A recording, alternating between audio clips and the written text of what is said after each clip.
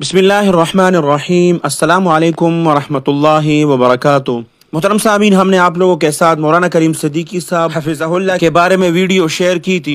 मोहतरम सामीन, अब आप लोगों को इस वीडियो में हम बताएंगे कि मौलाना करीम सिद्दीकी साहब कौन है और मौलाना उमर गौतम साहब कौन है और मौलाना करीम सिद्दीकी साहब का बेटा क्या कारोबार करता है और ये सारा मामला कैसे बना और तब्दीली मजहब का मसला क्या है। ये सब कुछ आपको इस वीडियो में बताएंगे और पूरी तफसील इस वीडियो में इंशाअल्लाह आप लोगों के साथ शेयर करेंगे। और आया अगर तब्दीली मजहब का केस यही है तो ऐसा दूसरे मुसलमानों पर जो वहाँ पर उलमाए देवबंद है जितने भी, तो उन पर भी ये केस आइंदा आने वाले वक्त में अदालतों में चल सकता है या नहीं, वो सब कुछ आप लोगों के साथ शेयर करेंगे। मुहतरम सामीन, उत्तर प्रदेश ATS ने तब्दीली मजहब मामले में मुजफ्फरनगर के रहने वाले मौलाना करीम सिद्दीकी साहब को साल 2021 में गिरफ्तार किया था। मौलाना पर तब्दीली मजहब के बहुत ज्यादा इल्जामात थे। ATS की टीम काफी वक्त से उन पर नजर रखे हुई थी। एक दिन देर रात ATS की टीम ने उन्हें मेरठ में एक प्रोग्राम से वापस आते हुए गिरफ्तार किया था। एजेंसी ने तहकीकात के बाद इल्जाम लगाया कि मौलाना के मुफ्ती काजी और उमर गौतम से भी ताल्लुकात है। इसके साथ साथ बैरूनी ममालिक से भी इनके रवाबित है। आपको बताते चले कि मुफ्ती काजी और उमर गौतम को तब्दीली मजहब के मामले में पहले ही गिरफ्तार किया जा चुका था।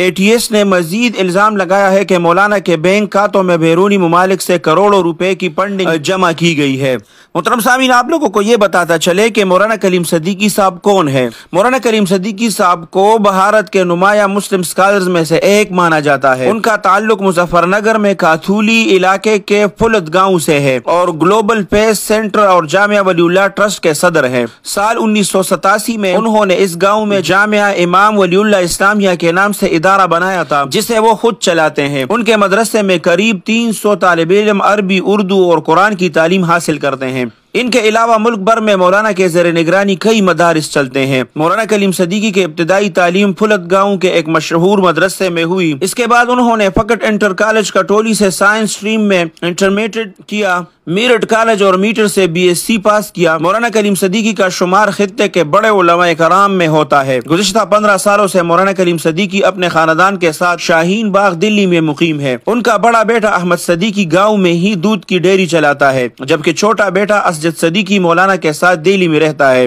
मौलाना करीम सिद्दीकी 4 भाइयों में तीसरे नंबर पर है। यूपी पुलिस इस वाक़े के बारे में क्या कहती है? यूपी पुलिस का कहना है कि उत्तर प्रदेश ATS ने इल्जाम लगाया है कि मौलाना करीम सिद्दीकी कई मदारिस को फंड्स देते हैं जिसके लिए बैरून मुल्क से उन्हें हवाले के जरिए भारी रकम भेजी जाती है। मौलाना के हवाले से यूपी ATS ने मजीद कहा कि मुजफ्फरनगर के रहने वाले मौलाना करीम सिद्दीकी दिल्ली में रिहाइश पजीर है और मुख्तलिफ तालीमी, समाजी और मजहबी इदारों की आड़ में गैर कानूनी तब्दीली मजहब का काम करते हैं जिसके लिए बैरूनी ममालिक से फंडिंग हासिल की जाती है। मौलाना को लेकर ये बात भी मौजूद बहस रही कि बॉलीवुड के साबिक अदाकारा सना खान का निकाह भी मौलाना ने पढ़ाई थी। गौरतलब है कि सना खान ने अपना फिल्मी कैरियर छोड़कर एक आलिम दीन से शादी करने के बाद इस्लामी सकाफत के मुताबिक जिंदगी गुजारने का फैसला किया। इस्लामी सकाफत के मुताबिक जिंदगी गुजारने का फैसला किया था, जो काफी बहस का मौजू रहा है।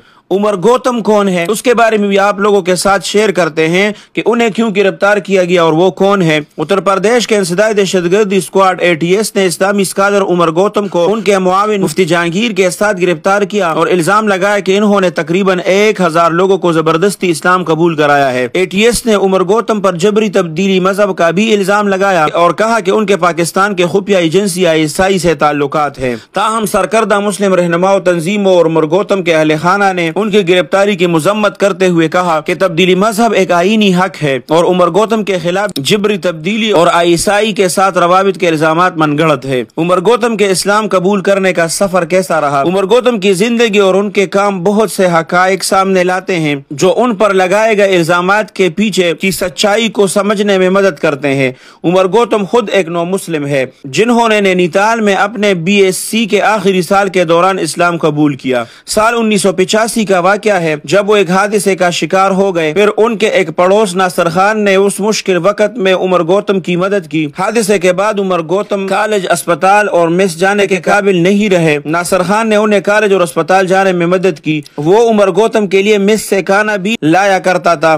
خان کے اس حسن سلوک نے عمر گوتم کو کافی متاثر کیا۔ اس حوالے سے عمر گوتم کہتے ہیں کہ انہوں نے یعنی کہ ناصر خان نے 1 سال تک پیار اور دیکھ بھال کے ساتھ میری خدمت کی۔ انہوں نے اسلام کے بارے میں بھی بات کی اور اس پر اٹھائے گئے میرے سوالات کے جوابات دیے، تاہم انہوں نے کبھی کسی بات پر بحث نہیں کی اور نہ ہی انہوں نے مجھے اسلام قبول کرنے کی پیشکش کی اور نہ ان کا اظہار کیا۔ 1 سال کے بعد میں نے خود انہیں بتایا کہ میں مسلمان بننا چاہتا ہوں۔ عمر گوتم شیام پرتاپ سنگھ کے نام سے 1964 میں اتر پردیش کے فتح پور ضلع میں ایک راجپوت خاندان میں پیدا ہوئے۔ وہ ہندوستان کے سابق وزیر اعظم وی پی سنگھ کے بھتیجے ہیں۔ جب وہ 15 سال کے تھے تو انہوں نے بت پرستی کے بارے میں شک کرنا شروع کر دیا، کیونکہ ان کے مذہبی صحیفے کئی مقامات پر خود بت پرستی کے خلاف بات کرتے ہیں۔ ہندو مذہب میں مورتی پوجا اور تناسخ کے تصور کے بارے میں کئی سوالات تھے جو انہیں پریشان کر رہے تھے۔ انہوں نے اپنے سوالات کے ساتھ بہت سے ہندو اسکالر سے رابطہ کیا، لیکن ان کی پریشانی اور سوالات کا کسی نے کوئی جواب نہیں دیا۔ پرتاپ گڑھ یونیورسٹی میں پڑھتے ہوئے انہوں نے تقریباً تمام ہندو مذہبی کتابیں اور ہندو سماجی مصلحین کے سوانح عمری پڑھی، لیکن یہ انہیں مطمئن نہ کر سکا۔ ایک بار انہوں نے تو یہاں تک کہ امن کی تلاش میں پہاڑوں میں ایک متولی کی حیثیت سے رہنے کا فیصلہ کیا،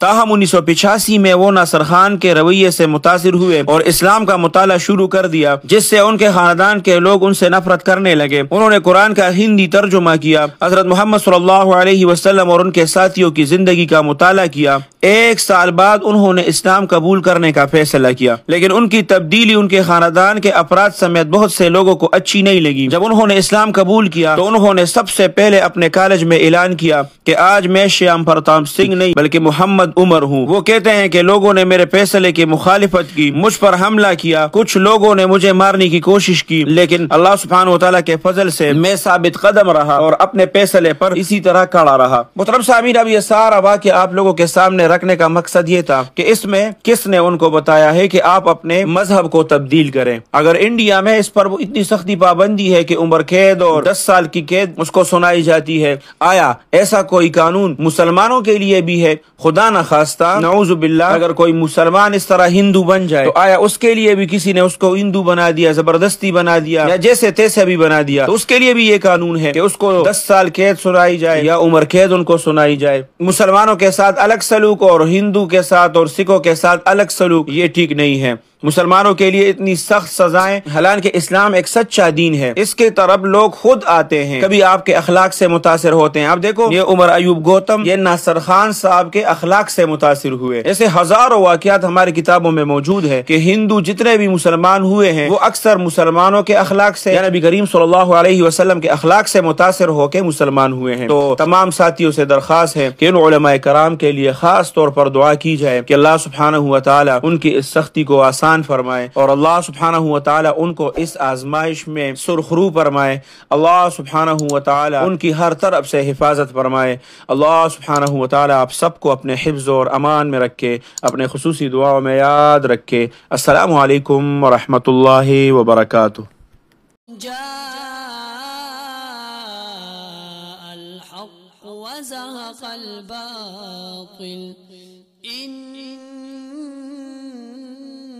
الباطل كان زهوقا